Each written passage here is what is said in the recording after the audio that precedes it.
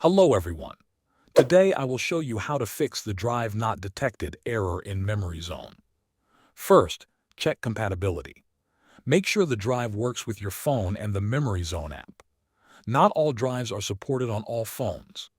The app requires iOS 15 or higher on iPhones and Android 8 or higher on Android devices.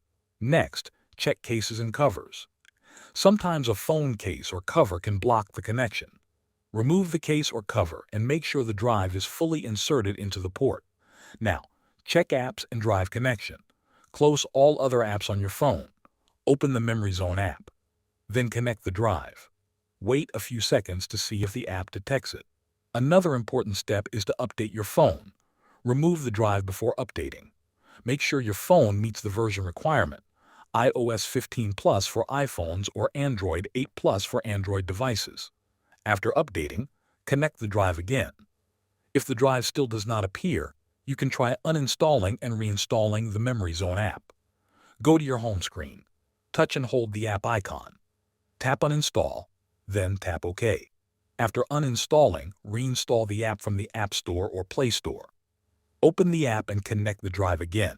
Thanks for watching.